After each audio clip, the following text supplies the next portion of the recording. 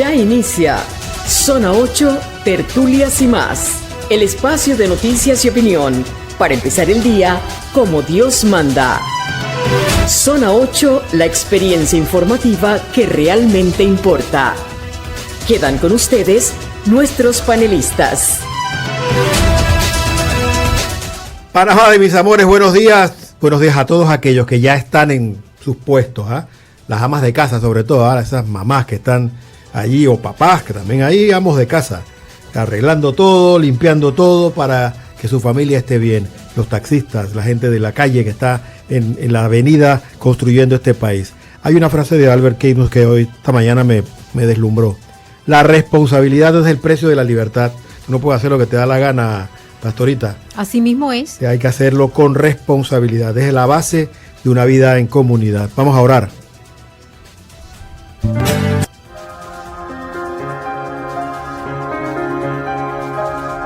Bajo tu amparo nos acogemos, Santa Madre de Dios. No desoigas nuestras súplicas que te dirigimos en nuestras necesidades. Antes bien, líbranos de todos los peligros, Virgen gloriosa y bendita.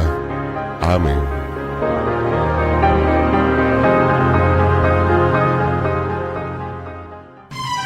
Café y titulares. Amaneció otra vez el sur del Líbano.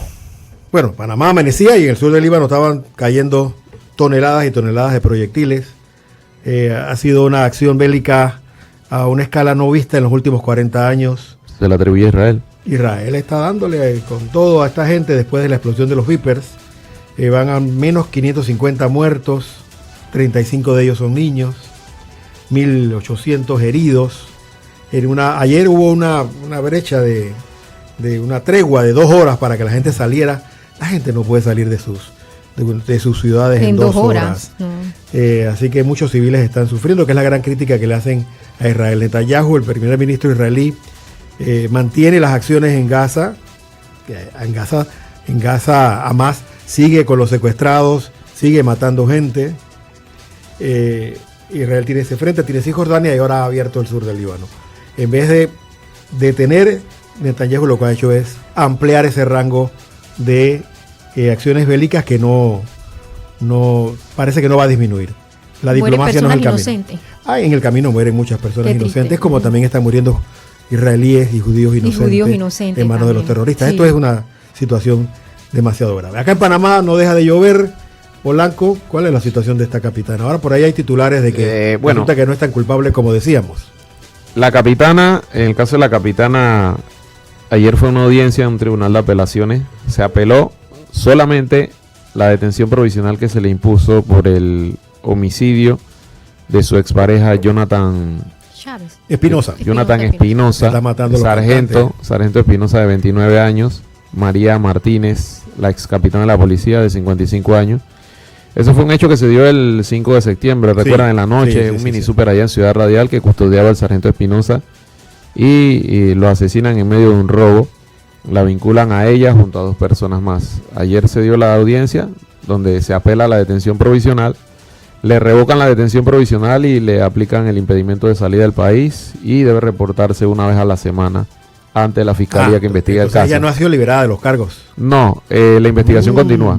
La investigación continúa. Esto es solamente que queda con una medida distinta a la detención provisional mientras duren las investigaciones, que son 6 meses. Después de 6 meses, la fiscalía tendría que presentar el escrito de acusación, se tendría que fijar una fecha de juicio, el tribunal de juicio llamar a los investigados a juicio para determinar si son culpables o inocentes. Si se da la culpabilidad, posteriormente entonces emitir la sentencia de cuántos años de prisión en caso de que sean culpables. Así que todo esto se lo digo porque el proceso es bastante largo, apenas está comenzando. No es que por haber salido de prisión ella queda librada del proceso. Sí. El proceso continúa. Pero si hay una campaña mediática que aduce su inocencia.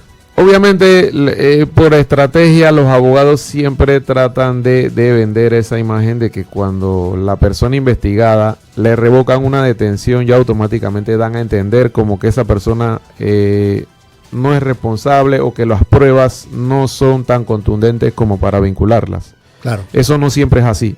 Eso no siempre es así. Rubén, Pastorita, después de las vigas H, creo que hay un taxista preso, lo único que hay preso por ahí es un taxista. Un cómplice primario y dice que están buscando a 3 personas más, entre ellos un exfuncionario y bueno. Bueno, ahora resulta que hay otro escándalo nuevo, que es el de las operaciones bariátricas.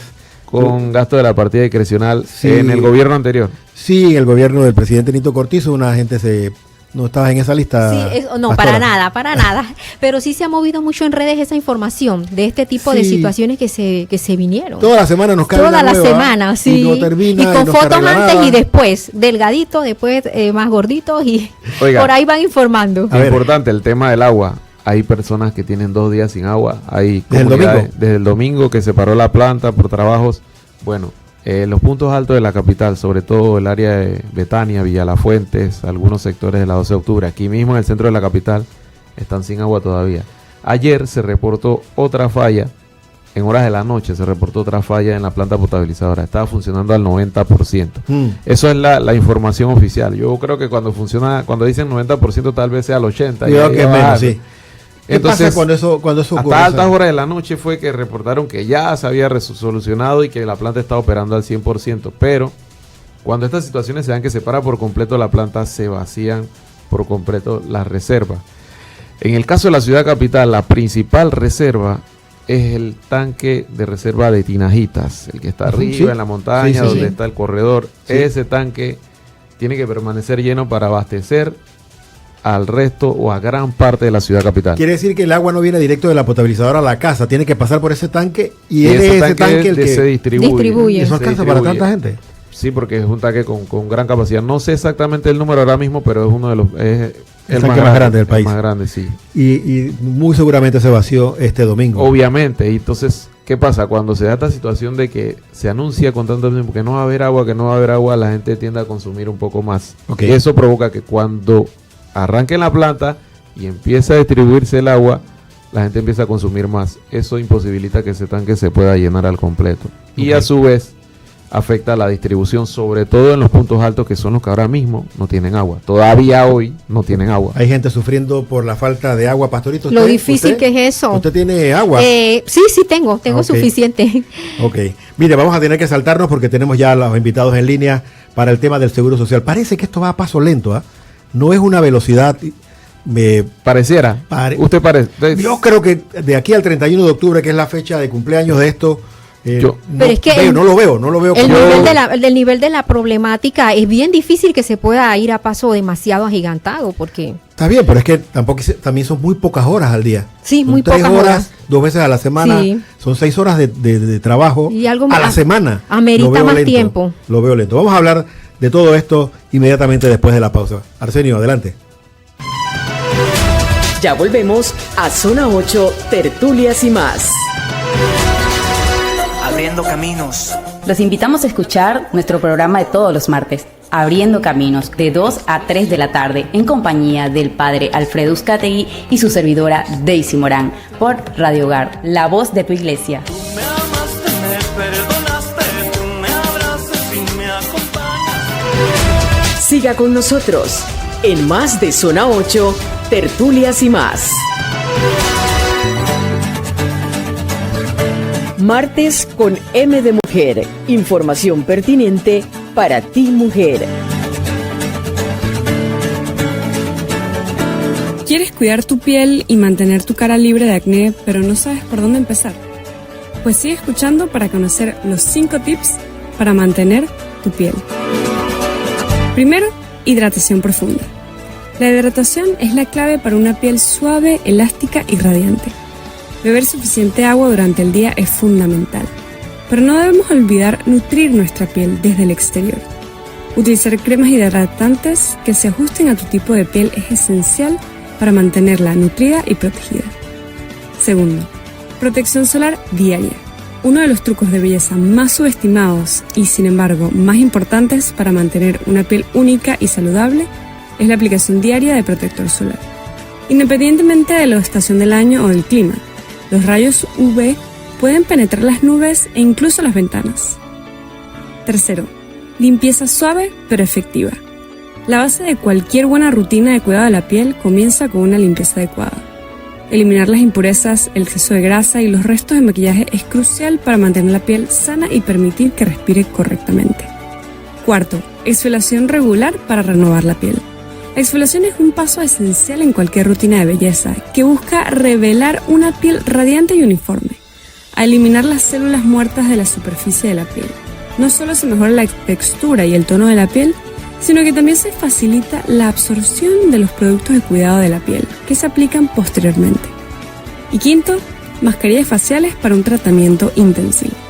Estas mascarillas son una excelente manera de proporcionar a tu piel un tratamiento intensivo adaptado a sus necesidades específicas.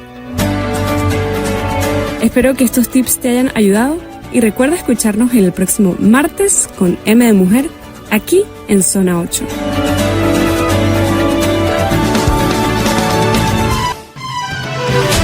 El invitado tiene la palabra. Marco Andrade de la Confederación Nacional... CONUSI. Confederación Nacional de Unidad Sindical Independiente, CONUSI. Él está con nosotros. La mayoría de los panameños no podemos estar ahí en la sala esa donde se están discutiendo los asuntos del Seguro Social. Tenemos que acudir a la gente que está allá adentro para que nos diga cómo lo están viendo. Y uno de los prismas es el de CONUSI, que tienen sus quejas a sus métodos, tienen reservas de las intenciones incluso y de los propósitos, ¿no? Don Marco, dígame. Oiga, a propósito de eso, mientras se discute este tema acá, en este momento el presidente José Raúl Mulino en Nueva York, Estados Unidos, participa de la inauguración de la 79 Asamblea General de la ONU. Es cierto. Estaba escuchando esta mañana un reporte de La Voz de América de la seguridad que le están dando a cada dignatario. Y porque la pregunta que le hace el reportero del Daily News es: ¿cómo tú estás asegurando la seguridad de esta gente si no has podido asegurar la seguridad de Donald Trump, que lo quieren bajar? Pero bueno, ese es el cuidado que debe tener cada uno allá. Creo que ellos también llevan su guardaespaldas. Don Marco, bienvenido, gracias. Gracias sobre todo por la rapidez con que usted nos respondió que sí, que iba a estar con nosotros. Dígale a la audiencia de Radio Hogar, de Zona 8 en Radio Hogar, ¿cómo está mirando usted lo que está ocurriendo allá adentro? ¿Cuáles son los datos nuevos, si los hay, que pudiera compartirnos? ¿Y por qué camino va trillando este asunto de la reforma al seguro? Adelante, le escuchamos. Buenos días al público que escucha esta emisora Zona 8, tertulias. Buenos días, Eduardo, Pastora, Rubén, gracias por la entrevista que nos hace. La verdad es que nosotros estamos sumamente preocupados, ¿no? Eso no es un diálogo. El diálogo tiene sus reglas, tiene sus condiciones, y el gobierno en esa conversación, con ese intercambio, ha determinado todas las reglas del juego. Nosotros hemos discutido ahí la necesidad de que para ese tema, que es un tema tan importante para toda la población panameña, se vieran previamente a esas conversaciones, se vieran algunos elementos que garantizaran un diálogo realmente transparente, prístino, un diálogo que permitiera ponernos de acuerdo todos los sectores para poder elaborar una sola propuesta en beneficio de los pensionados y en términos general del pueblo panameño. Sin embargo, esto ha sido infructuoso. Ellos presentaron una agenda que contiene varios puntos. Estas discusiones se iniciaron el 18 de septiembre y pretenden finalizar el 28 de octubre. Esto va a ser a la carrera. Nosotros hemos intentado en esa mesa de discusión, con algunas intervenciones, plantear algunas modificaciones a esta regla de juego, porque ni siquiera se permite a los medios de comunicación estar presentes, pero sí están los medios de comunicación del gobierno discutiendo allí en un escenario de la presidencia que parecía un lugar realmente policíaco, con todas las reglas y conveniencia del gobierno y del sector empresarial. Así estamos nosotros dentro de esa mesa de discusión. Además de ello, nosotros hemos venido solicitando información a la OIT. Ellos nos dieron un seminario sobre la situación actuarial de la Caja de Seguro Social.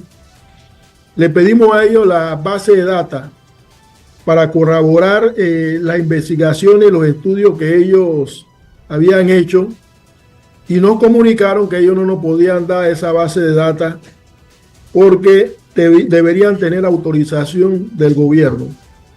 Interesante. Nosotros le pedimos entonces al señor Mon, le pedimos esa base de datos, porque la base de datos es la que te permite verificar cómo esos números se corresponden, te permite hacer proyecciones, te permite una serie de elementos que sin ellos es difícil poder tener elementos que te conlleven a soluciones concretas sobre el problema que está investigando. Finalmente, el señor Mon nos planteó que no iba a dar la data. Nosotros le proporcionamos el número de teléfono, el correo, todas las generales de la persona que queríamos que se la entregara. Se trata de un economista, nuestro asesor, William Hughes. Claro. Entonces, cuando William Hughes se mete para accesar a la data, resulta ser que hay un formulario que él debe llenar. Es un formulario de confidencialidad de la información que allí se encuentre. Él no puede relevarla porque si él hace eso, entonces ahí hay un señalamiento de un artículo del Código Penal, ¿verdad?, que le indica a él que si lo hace puede tener pena. Y entonces nosotros frente a ello nos preguntamos realmente qué es lo que está ocultando el gobierno, qué es lo que el gobierno no quiere que el pueblo, los trabajadores sepan. Si entiendo bien, don Marcos, que la Caja de Seguro Social, si entiendo bien, don Marcos, la data con la que se basan las proyecciones y las corridas que hablan es secreto de Estado. Y aquel que la conoce tiene que firmar un convenio de confidencialidad para no difundir la información, aunque puede trabajar con esa data. Entonces, para poder accesar a la data, él debe primero firmar ese convenio, ese contrato con el gobierno de confidencialidad. Sí. Y eso nos indica a nosotros que lo que el gobierno quiere es atar de mano al pueblo, que no sepa realmente la verdad, lo que está ocurriendo allí. Y la situación es que nosotros, acordamos que el compañero William Hughes firmara el documento, porque si él no lo firma, no entra, no puede entrar a verificar los datos. Entonces nosotros, como organización, como él es parte de Frenadeso, intercambiamos y decidimos que el compañero debería accesar a la información.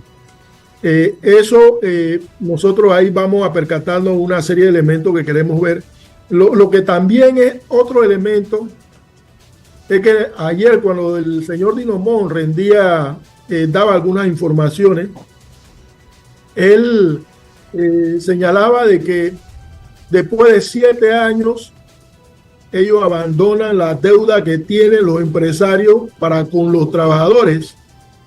Y la verdad es que eso es sumamente preocupante, porque cuando hablamos del tema de las cuotas de los trabajadores, resulta ser que los trabajadores debemos acumular 240 cuotas, ¿ya?, para poder jubilarnos más la edad. Sí. Pero ¿qué ocurre si el empleador no entrega la cuota a la Caja de Seguro Social y se la roba?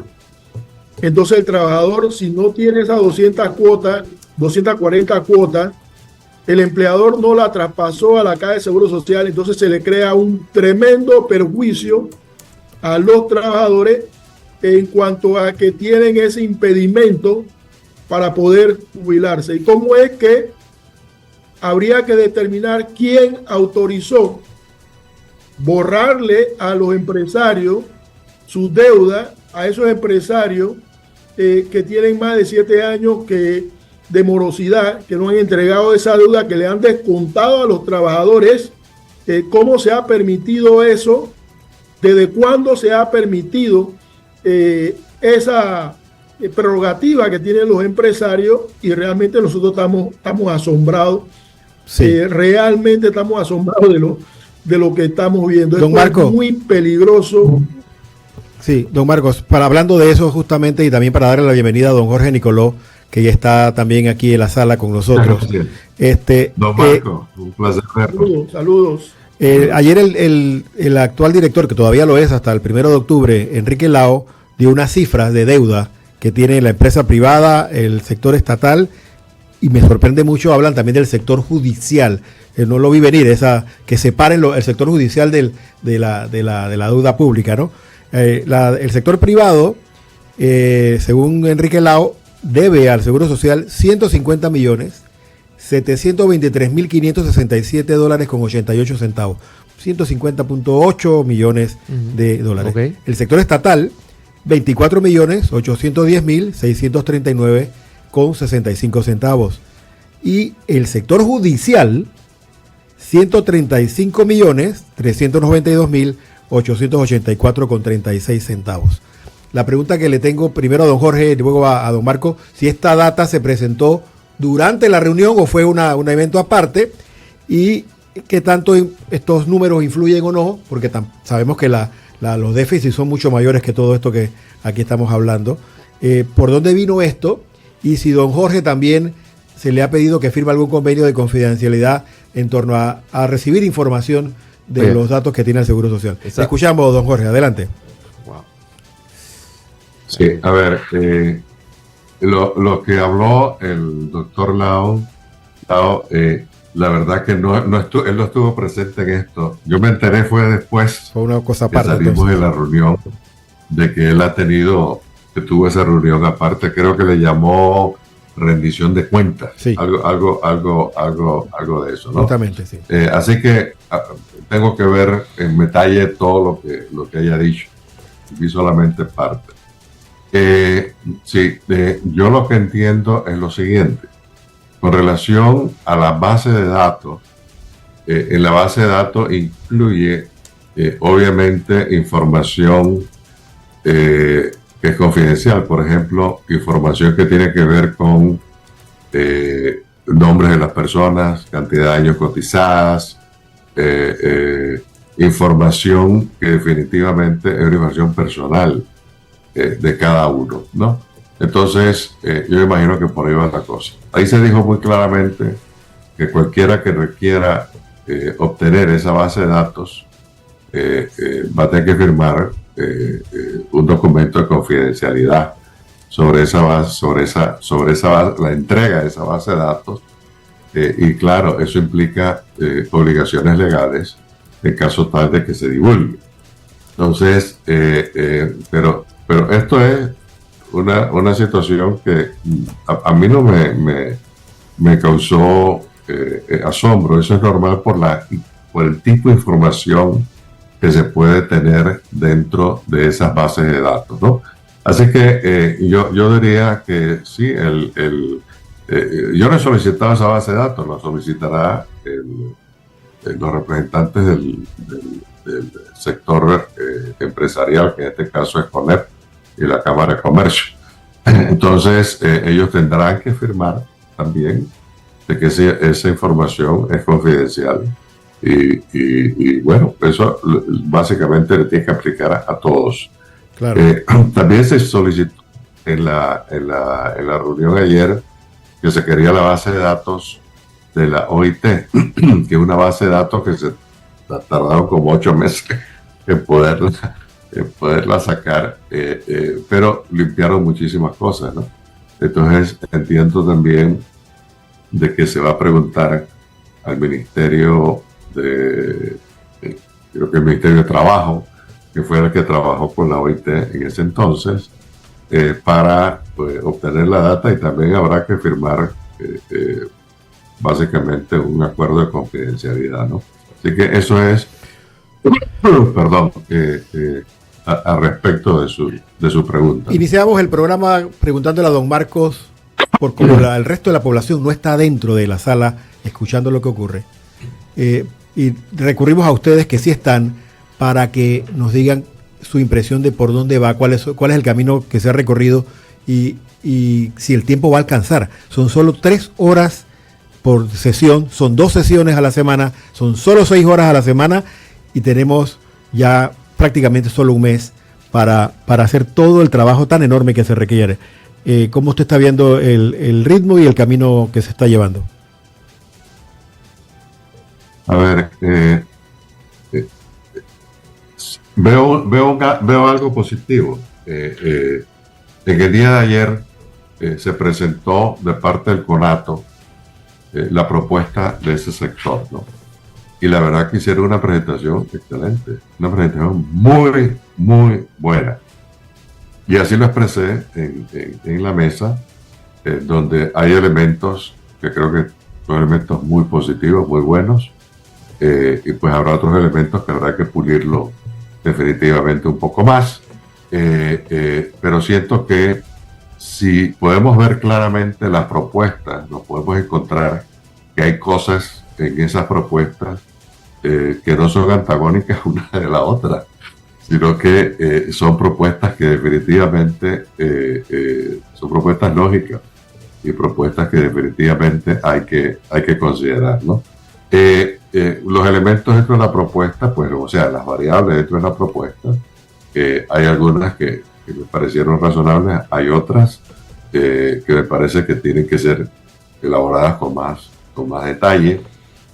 Inclusive creo que había una que la mencioné en la mesa, en donde se habla de la fibra óptica, ¿no? Pues yo he visto artículos de fibra óptica que van de 3.000 millones básicamente para arriba, y sí quise recomendar que se le haga la consulta a la SEP sobre específicamente lo de fibra óptica. Sí. Lo que yo sé de fibra óptica es, siendo como presidente de Quiebra Guardia por la cantidad de años, sí. Es que la fibra óptica de ETESA, que va de la frontera con Colombia a la frontera con Costa Rica, que le llaman fibra óptica oscura, que no transmite nada, nos las quisieron vender, pero a un precio muy alto. Entonces, nosotros ya estábamos tirando redes de fibra óptica de todo el país, y le dijimos gracias, pero nos sale más barato construirla nosotros. Entonces no sucedió nada de eso. Si se trata, por ejemplo, de los cables submarinos, que son consorcios internacionales y están regulados, en todos los países se crea lo que le llaman estaciones terrenas. ¿Qué son las estaciones terrenas? Estaciones terrenas es los cables submarinos llegan a la estación terrena, allí se conectan todas las compañías de telecomunicaciones o algunas de ellas para manejar el tráfico que llega a ese país y que sale de ese país a todo el mundo. Entonces, y por eso los consorcios pagan una cuota de mantenimiento a los operadores de esas bases terrenas, que es una cifra muy baja, porque no requiere mucho mantenimiento, porque es todo automático con equipos de última tecnología. Sí. ¿No? Entonces, allí no creo que vaya a salir mucha cosa. Pero en general, pienso que creo que se ha avanzado.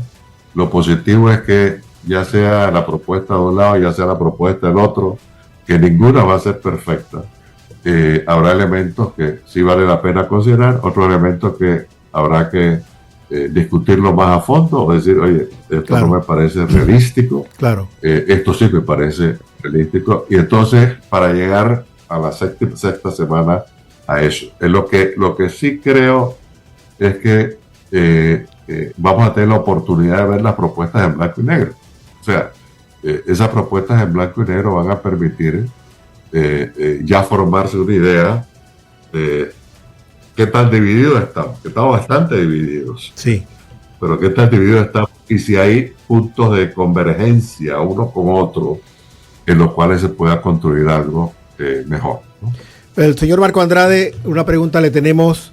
se había dicho que este sábado iba a haber una reunión en donde iban a tratar de consolidar una propuesta única de parte de los movimientos sociales, porque entendemos que CONEP y Cámara de Comercio consolidaron su propuesta.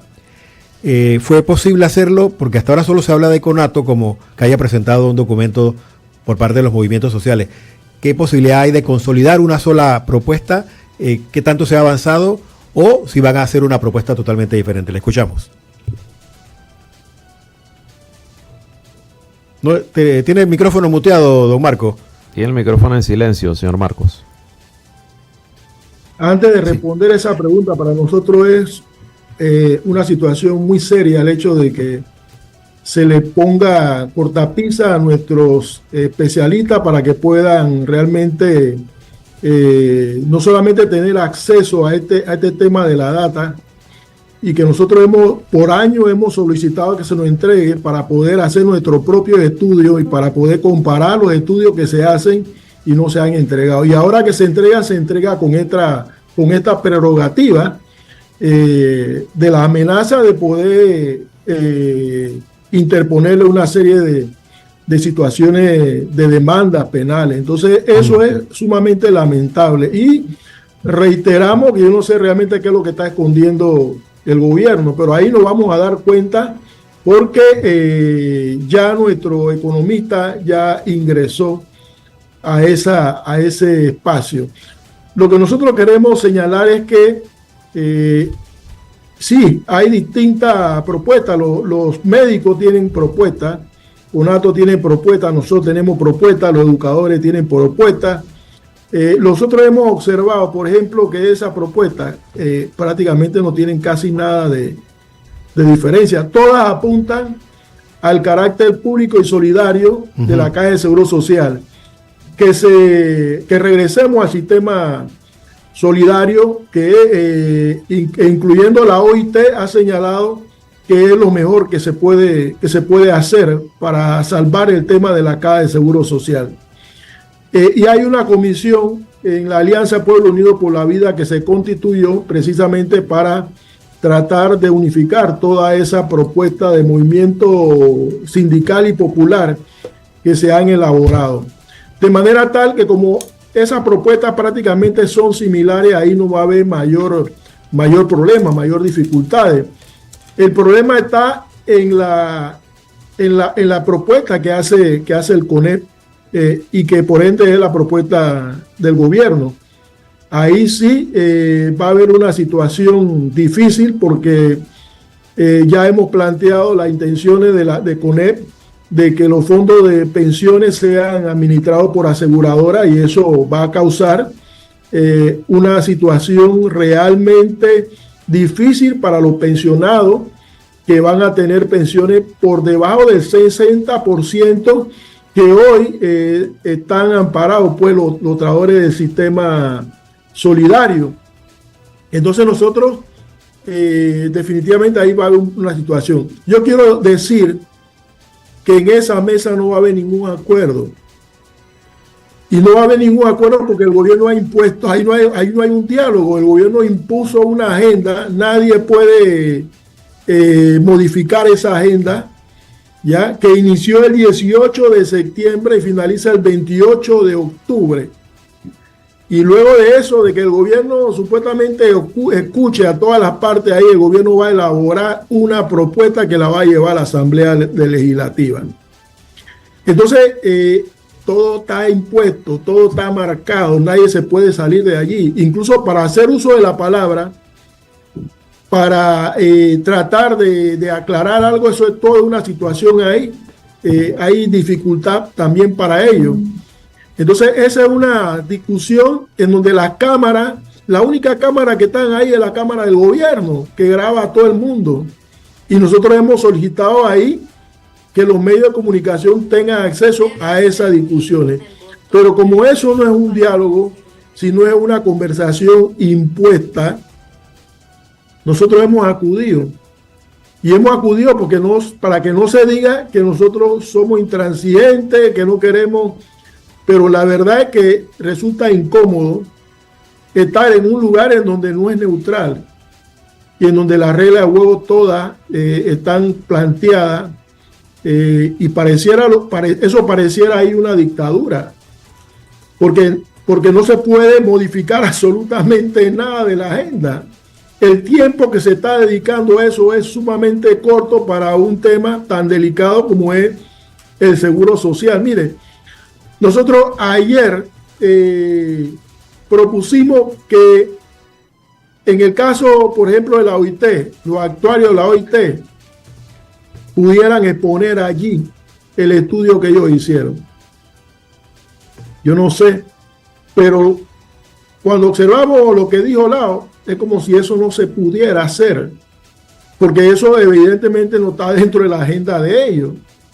Entonces para nosotros es preocupante y queremos realmente decirle al pueblo que esta situación, esta discusión del tema de la caja de seguro social y las soluciones que se plantean, hay dos posiciones. Una que es el movimiento obrero, y que, repito, se trata de regresar al sistema solidario. Ya la OIT planteó que es la mejor opción que pudiera haber. La otra son las cuentas individuales, el ahorro individual.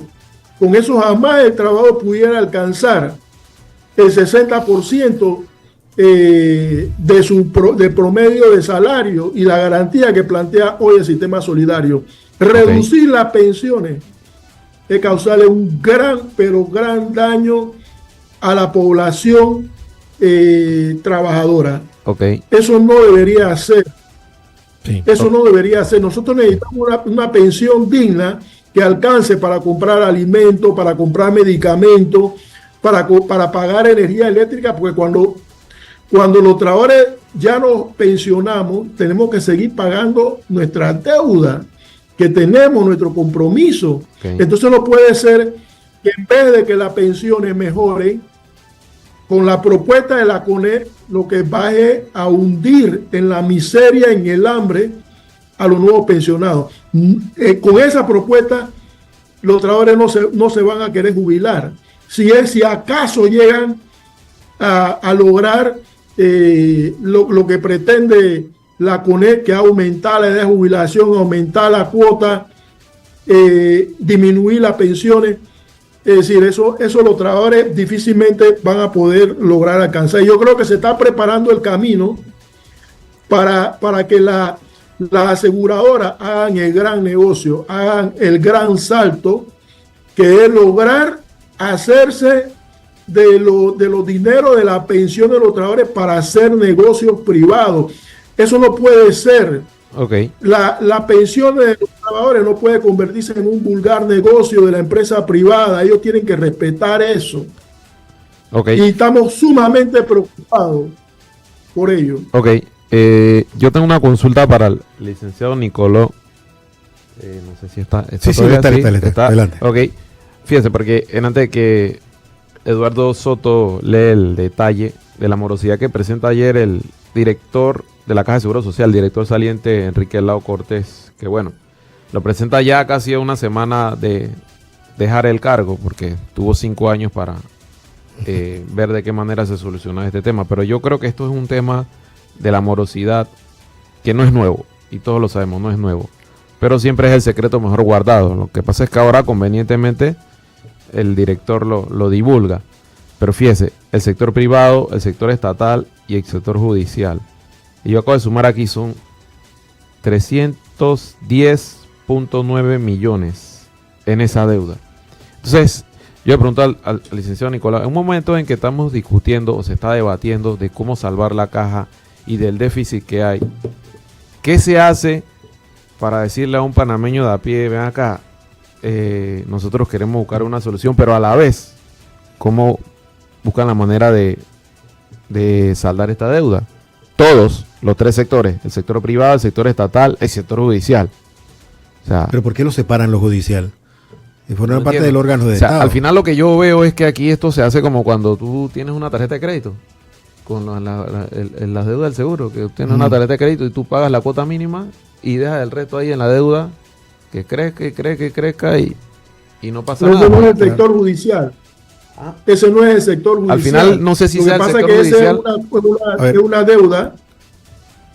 Esa es una deuda que tiene la empresa privada, pero que está con los jueces ejecutores tratando de recuperarse, pero ellos la dividen Como sector para judicial. tratar de minimizar. Esa es una deuda a ¿Verdad? nivel de juez ejecutor. Bueno, Así es. Bueno, ok. pero tiene la Don confusión. Jorge, la pregunta Lo de han Rubén. dividido hábilmente Claro. para eso, para confundir. Sí, doctor Nicolás, para Sí, que a ver. me hable sobre este tema, usted Sí. que es economista, ¿cómo se hace para hacerle de Estado en un momento en A que ver, estamos por eso. discutiendo que hay un déficit del IBM y demás, no hay medicamentos, y la deuda es bastante alta, son más de 300 Sí. millones? A ver, la caja tiene todas las herramientas para caerle encima al sector privado, para separarlo, porque está el gobierno también, Sí. para caerle encima, definitivamente, hasta con coacción, jurisdicción coactiva, para recuperar los fondos. ¿Por qué razón no lo han hecho? Cuando bien pudieron haberlo hecho, es un punto a investigar a fondo. Pero tienen toda la autoridad para que esa situación se hubiese disminuido de una manera importante, ¿no?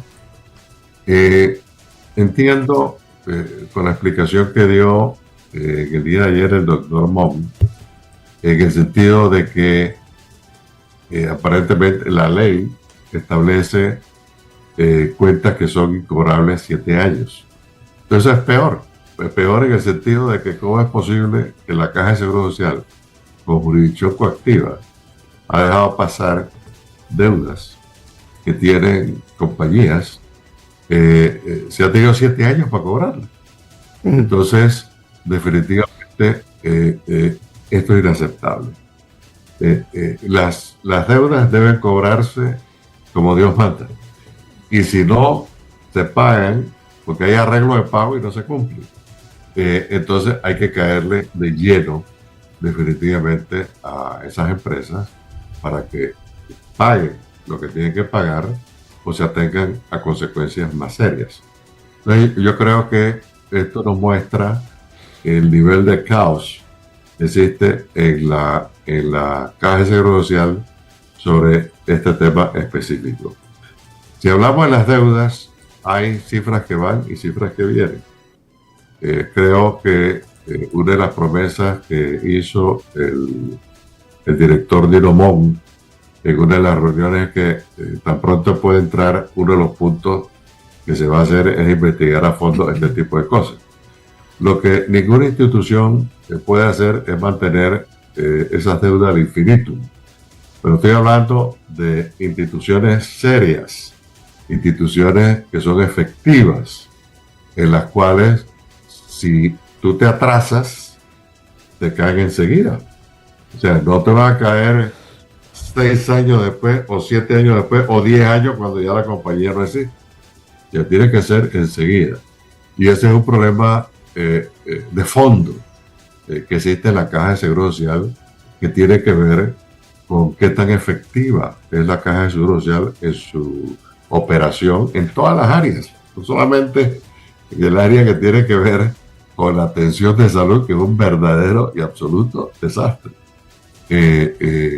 Entonces, yo creo que sí debemos revisar esto, debemos hacerlo a fondo. Ahora, si analizamos exactamente cuáles son los niveles de deuda que el país tiene, mirando hacia el futuro, nos vamos a dar cuenta que estos 150, agregue lo que quiera, 200 millones, digamos, en ese segmento de la deuda, digamos, de los empresarios, vamos a suponer que estamos en el país más pobre en el paraíso y lo podemos cobrar, pues quiero decirles que eso a duras penas, al día de hoy, no al día de mañana, solamente representa el pago de un mes en las jubilaciones. Entonces, claro, hay otros elementos que hay que incluir para ver dónde están los fondos.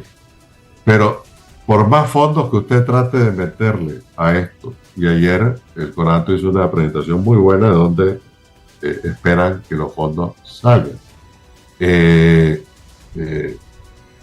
No cubre definitivamente el pago de los déficits que hay actualmente en el sistema exclusivamente de beneficios definidos solos.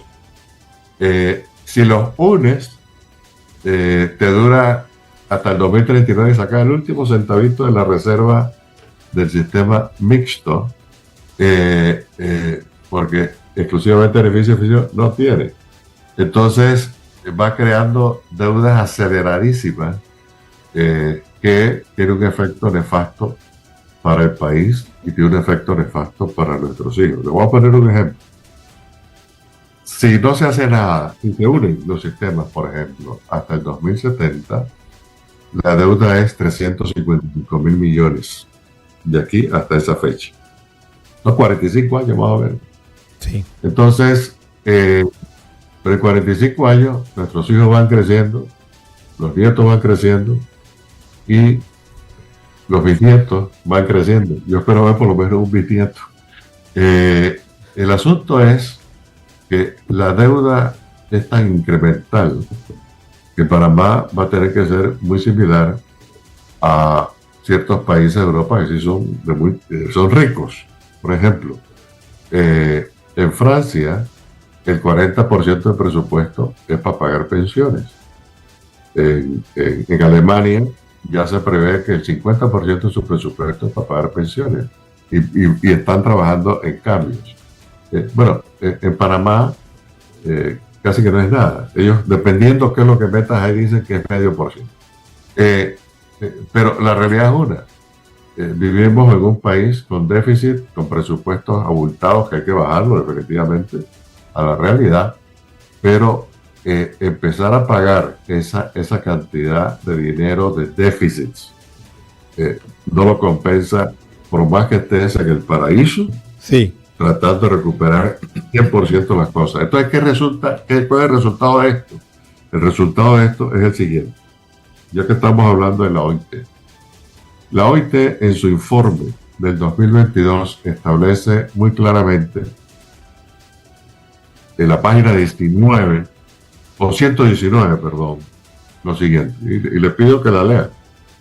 Dice, el problema de las bajas tasas de reemplazo que tiene el sistema mixto es por razón de su diseño.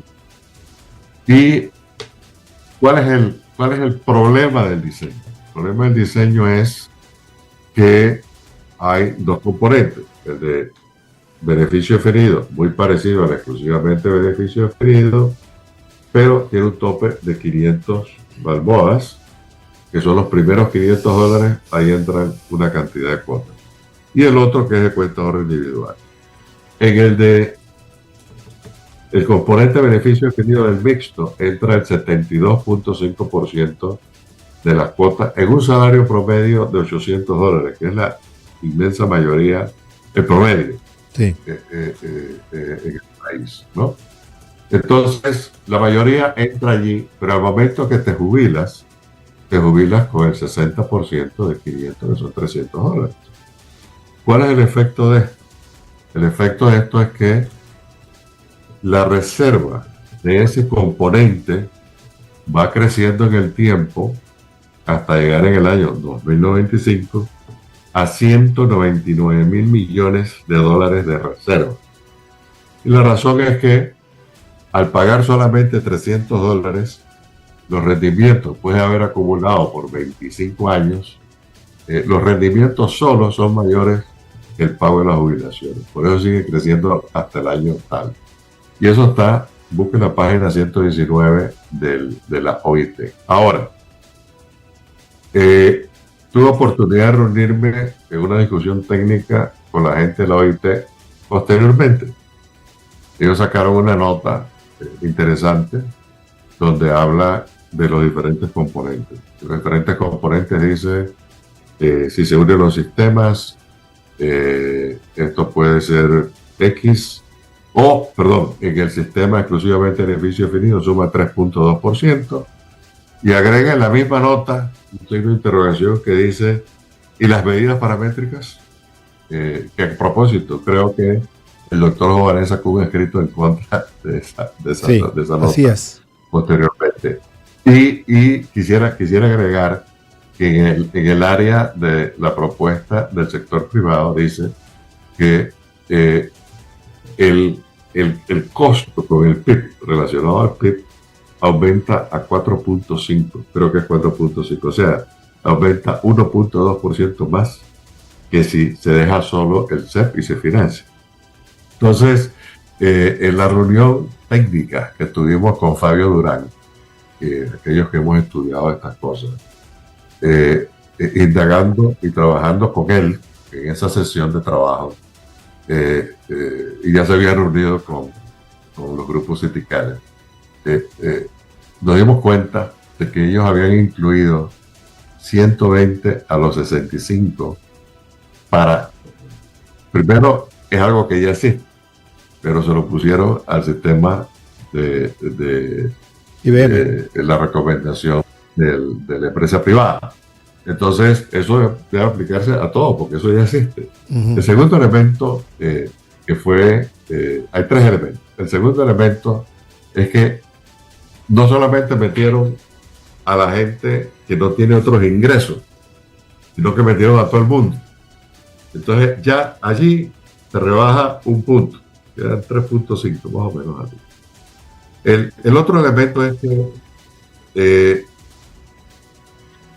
la propuesta dice que aquellas mujeres de 45 años que están en el sistema exclusivamente de beneficio definido, o aquellos hombres de 50 años que están en el sistema exclusivamente de beneficio definido, es decir, que les falta el máximo, que les falta 12 años para jubilarse. No es que va a agarrar a alguien que está por jubilarse en 1 año, 2 años, sí. No. Y en 12 años por jubilarse, ese grupo pasa al sistema de cuenta de ahorro individual y se le reconocen todo lo que ha aportado más sus rendimientos para ellos, ¿no? Entonces, ahí establecimos de que las corridas que ellos hicieron tienen esos 3 factores que hay que corregir, y eso hay que corregirlo. Y lo corregirán si se le llama de nuevo para que lo hagan. Sí. Doctor, tenemos una pregunta de Pastorita. Adelante, Pastora. Ahora, yo creo que el punto fundamental aquí es cómo pagamos los déficits. Por supuesto. O sea, el déficit es tan gigantesco. O sea, no hemos tenido en la vida republicana de este país un problema financiero tan grande. Olvídense de la mina. La mina es nada. Chicha de piña. Comparado con el problema de los déficits.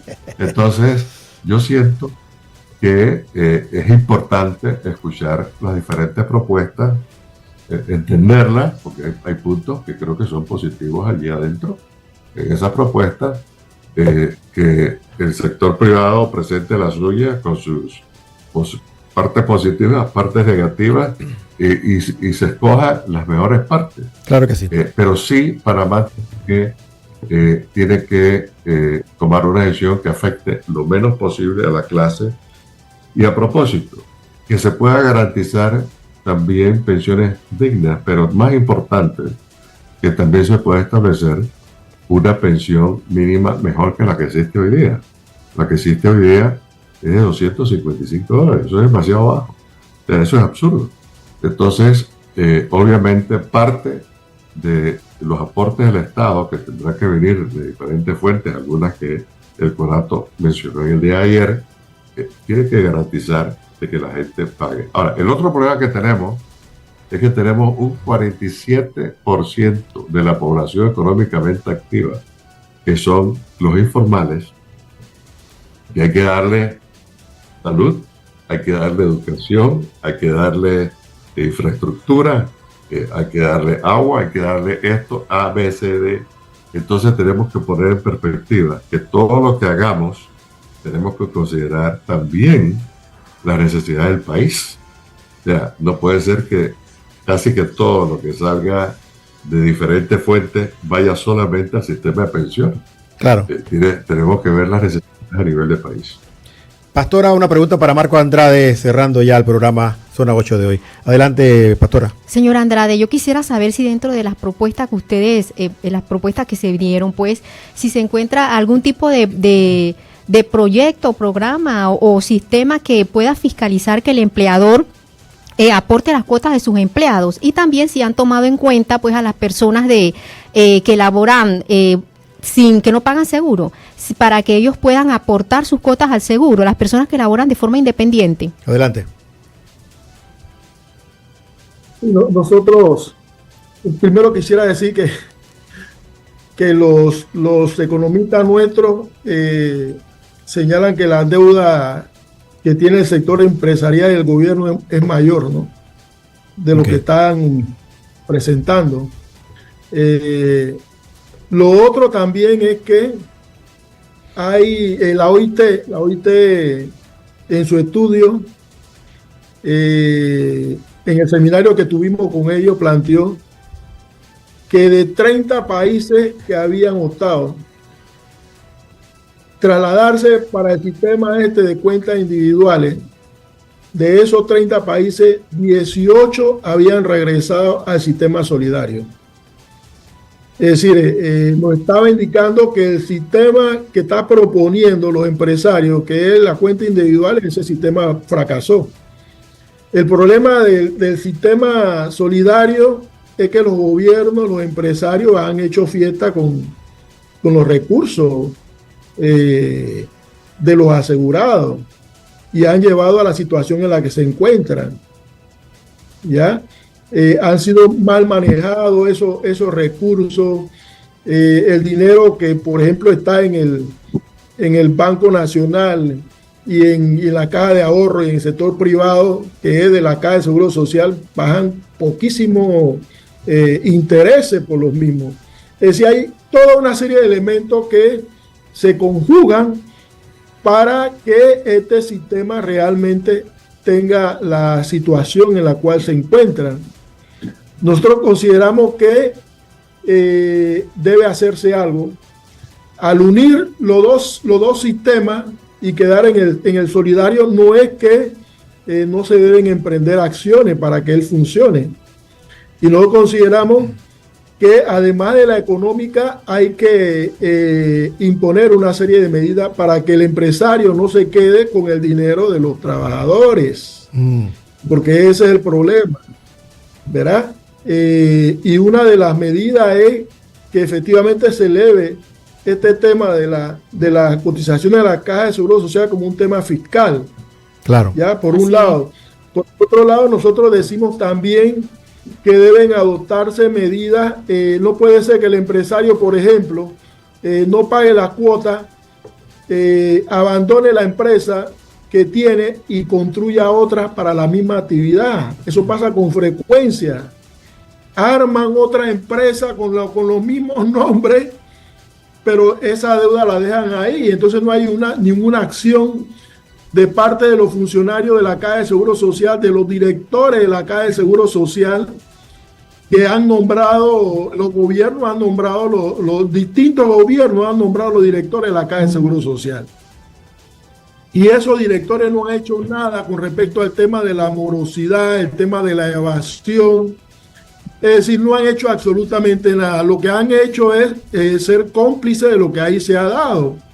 Entonces las cosas se han llevado a una situación difícil, pero hay acciones que deben tomarse contra la empresa morosa que nosotros tenemos dentro de nuestro planteamiento y que la hemos hecho llegar le entregamos una propuesta al presidente.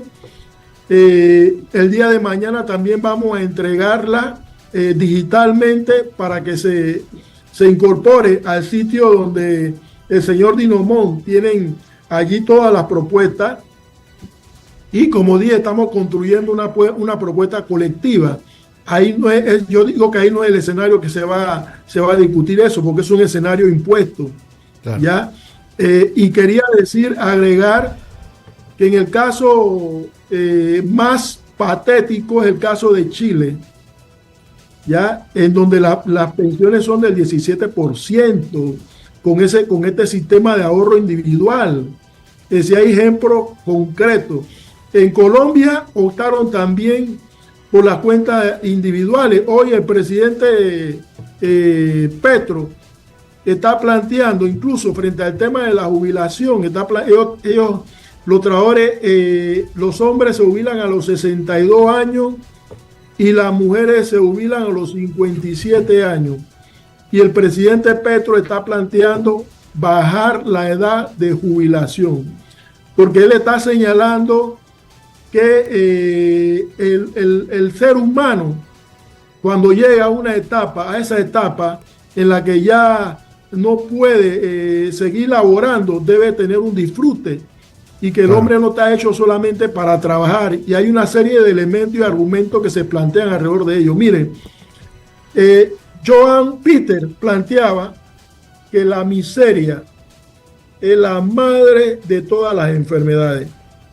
Si un trabajador no tiene buenos salarios, no tiene salarios dignos ni tiene pensiones dignas, el trabajador que no tiene salario digno, ¿qué pasa? Lo que pasa es que cuando ese trabajador se enferma, ya producto de lo que pueda ocurrir, ese trabajador va a laborar enfermo. ¿Y por qué va a laborar enfermo? Porque él está pensando en que él tiene que seguir alimentando a su familia. Claro, don Marcos, lastimosamente se nos acabó el tiempo y tenemos un programa ya esperando en cola. Otra vez, gracias, don Marcos, por el tiempo que le ha dedicado a los oyentes de Zona 8 en Radio Hogar. También gracias al doctor Jorge Nicoló, pero el tiempo se nos fue encima. Por supuesto, tenemos que repetir esto. Vamos a tratar de hacerlo antes de que termine la semana. Tal vez el viernes podamos vernos para hacer el resumen de la semana otra vez y poder decirle a nuestros oyentes qué camino está tomando esta conversación. Gracias otra vez, discúlpenos, pero ya no tenemos más tiempo. Solamente 2 observaciones. Viene el padre Luis Vergara desde Roma en Ríos de Agua Viva enseguida. Y esta tarde, a las 6 de la tarde, conectados todos a los canales de YouTube, Facebook del CELAM, porque vamos a orar por la iglesia de Nicaragua que está sufriendo los embates de una dictadura brutal. Nos escuchamos y nos vemos mañana. Gracias, Arsenio, por la tolerancia. Hasta aquí, Zona 8, Tertulias y más. El espacio de noticias y opinión para empezar el día como Dios manda. Les esperamos en la próxima edición de Zona 8, Tertulias y más.